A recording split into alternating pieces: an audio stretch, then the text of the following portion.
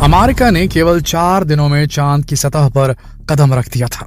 वहीं रूस ने भी चांद पर पहुंचने में इतना ही समय लिया था। लेकिन भारत का चंद्रयान 3 1 महीने से भी ज्यादा समय में चांद की सतह पर पहुंचेगा। आखिर एक ही दूरी को तय करने में इतना समय का अंतर क्यों?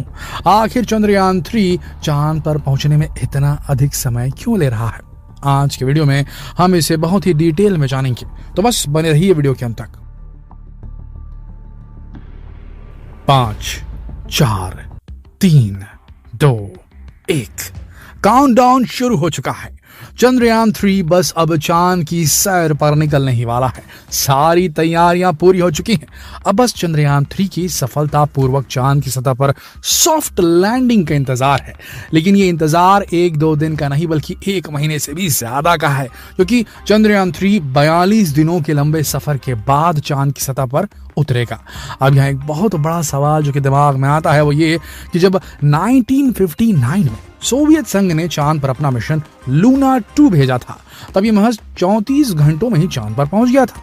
20 जुलाई 1969 में अमेरिका ने अपना अपोलो 11 मिशन रवाना किया था। ये पहला मौका था जब इंसान चांद पर उतरा था। इस मिशन को चांद पर पहुंचने में 4 दिन 6 घंटे और 45 मिनट का वक्त लगा था। लेकिन चंद्रयान 3 को चांद पर पहुंचने में इतना अधिक समय क्यों लग रहा है, जबकि आज से 50 साल पहले तो टेक्नोलॉजी इतनी एडवांस भी नहीं थी। तब भी रूस और अमेरिका काफी कम समय में चांद पर पहुंच गए थे।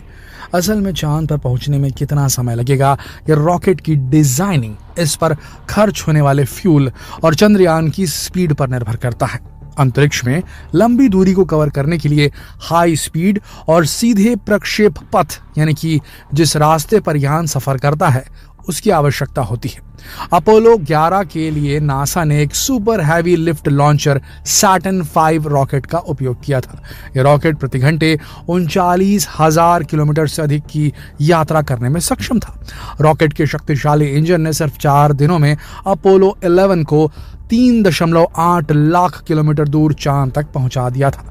हालांकि 1969 में अपोलो मिशन के लिए नासा ने 1300 करोड़ रुपए खर्च किए थे, यानी कि आज के समय के हिसाब से 8500 करोड़ से भी ज्यादा। भारत के पास अमेरिका के नासा जितना शक्तिशाली रॉकेट नहीं है जो चंद्रयान 3 को सीधे चंद्रमा पर ले जा सके। लेकिन जैसा कि हम जानते हैं कि इसरो हमेशा से ही कम बजट में बेहतरीन काम करने के लिए जाना जाता है। इसीलिए इसरो ने पृथ्वी के गुरुत्वाकर्षण का लाभ उठाने के लिए एक दूसरे रास्ते को चुना जो चंद्रयान 3 को चंद्रमा की ओर ले जाने में मदद करेगा। चंद्रयान 3 को पृथ्वी की ऑर्बिट से बाहर ले जाने के लिए LVM-3 रॉकेट को चुना गया। LVM-3 रॉकेट 640 टन से अधिक वजन उठा सकता है। वहीं इसकी पेलोड क्षमता 4000 किलो से अधिक है। इसकी लंबाई 43.5 मीटर है। पहले इसका नाम GSLV Mark 3 था, लेकिन अब इसका नाम बदलकर LVM-3 कर दिया गया है।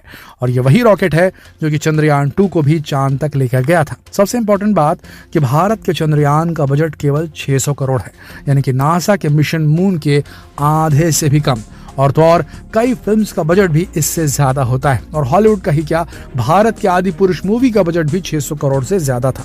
चांद पर पहुंचने में कितना समय लगेगा, यह इस बात पर निर्भर करता है कि रॉकेट किस तरह का है और उसके साथ साथ उसको ऊर्जा देने के लिए इस्तेमाल होने वाले फ्यूल के प्रकार और मात्रा का भी इस पर काफी असर पड़ता है। इन सब फैक्ट को दिमाग में रखकर ही चांद पर जाने वाले रूट को तय किया जाता है। जितने कम दिनों में चांद पर पहुंचना है, उतना ज्यादा फ्यूल जलेगा और उतना ही ज्यादा खर्च भी आएगा। जैसे कि भारत के चांद मिशन में जिस LVM-3 रॉकेट का इस्तेमाल हो रहा है, वो पहली बार इंसान को चांद पर ले जाने वाली रॉकेट सैटर्न 5 के मुकाबले बेहद कम पावरफुल है, लेकिन इस पर खर्च भी काफी कम आया है। अब चलिए आपको ये भी बता देते हैं कि कम पावर में ही चंद्रयान 3 चांद तक पहुंचेगा कैसे। कम शक्तिशाली और छोटे रॉकेट चांद तक पहुंचने के लिए चांद और पृथ्वी दोनों के गुरुत्वाकर्षणीय खिंचाव का इस्तेमाल करते हैं। इस वजह से उनका ज्यादातर समय इन दोनों की परिक्रमा करने में बीत जाता है। इसमें ईंधन बेहद कम खर्च होता है। चंद्रयान 3 भी इसी तरह चांद पर पहुंचेगा और यही वजह है कि इसको चांद पर उतरने में करीब 42 दिन का समय लग जाएगा। इसरो चीफ ने बताया कि चांद तक जाने में तो सिर्फ 5 दिन लगेंगे। बाकी समय सैटेलाइट या तो पृथ्वी या फिर चांद की परिक्रमा करेगा, क्योंकि आगे बढ़ने के लिए वो उनके गुरुत्वाकर्षण बल का इस्तेमाल करेगा। दोस्तों, अब तो आप समझ ही गए होंगे कि हमारा चंद्रयान 3 1 महीने से भी अधिक समय में चांद पर क्यों पहुंचेगा। अच्छा, ये तो हुई चंद्रयान की बात, पर सोचिए कि आगे आपसे कहा जाए कि आपको अपनी कार से चांद पर जाना है, तो आपने कभी सोचा है कि इसमें कितना वक्त लगेगा? इसका जवाब है कि अगर आप 100 किलोमीटर प्रति घंटे की चाल से चलते रहे तो आपको करीब 5.5 महीने चांद तक पहुंचने में लग जाएंगे। तो क्या आप जाना चाहेंगे कार से चांद की लॉन्ग ड्राइव पर? खैर, ये ट्रिविया छोड़िए, आगे बढ़ते हैं। चंद्रयान 3 14 जुलाई को दोपहर 2:35 पर श्रीहरिकोटा केंद्र से उड़ान भरेगा, यानी कि आज। और अगर सब कुछ योजना के अनुसार हुआ तो 23 या 24 अगस्त को चंद्रमा पर उतरेगा। चंद्रयान 3 चंद्रमा के उस हिस्से पर लैंड करेगा जिसे डार्क साइड ऑफ मून कहते हैं। ऐसा इसलिए क्योंकि यह हिस्सा पृथ्वी के सामने नहीं आता। अच्छा, चलिए आपको अब ये भी बता देते हैं कि चंद्रयान 3 को भेजने के पीछे भारत का मकसद क्या है। इस मिशन का सबसे पहला मकसद चंद्रमा की सतह पर सुरक्षित और सॉफ्ट लैंडिंग करना है, ताकि हम दुनिया में अपने आप को साबित कर सके। चंद्रयान 3 का प्रज्ञान रोवर चांद की सतह की जानकारी जुटाने के साथ ही वहां कई तरह से साइंटिफिक एक्सपेरिमेंट करेगा। इस मिशन का सबसे खास मकसद चांद के साउथ पोल को एक्सप्लोर करना है, क्योंकि ये वही जगह है जहां के कुछ गहरे क्रेटर्स में चंद्रयान 1 ने पानी की खोज की थी और चंद्रयान 2 भी इसी जगह लैंडिंग की कोशिश करने में नाकाम हुआ था।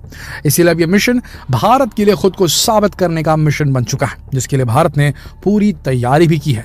यह मिशन भारत को अमेरिका, रूस और चीन के बाद चंद्रमा पर सॉफ्ट लैंडिंग कराने वाला दुनिया का चौथा देश बना देगा और भारत रच देगा एक बड़ा इतिहास। आशा करते हैं जितनी जल्दी हो सके हमारा रॉकेट निकले और सही समय पर पहुंच जाए सफलतापूर्वक। इस बार सॉफ्ट लैंडिंग भी हो और नई नई चीजें हमारे चंद्रयान 3 में मौजूद जो रोवर है प्रज्ञान, वो खोज कर निकाले और इसरो का नाम गौरवान्वित करते, देश का नाम गौरवान्वित करते। तो बेस्ट ऑफ लक है इसरो को। हमने तो कह दिया, आप भी कहिए नीचे कमेंट सेक्शन में। जल्द मिलते हैं आपसे अगली वीडियो में, जब हम आपको बताएंगे कि किस प्रकार से प्रक्षेपण हुआ, किस प्रकार से चंद्रयान आगे जा रहा है, इसके बारे में पूरी जानकारी देंगे। तो बने रहिए हमारे चैनल के साथ। मिलते हैं अगली वीडियो में, तब तक के लिए आप सबका इस वीडियो के अंत तक बने रहने के लिए दिल से धन्यवाद।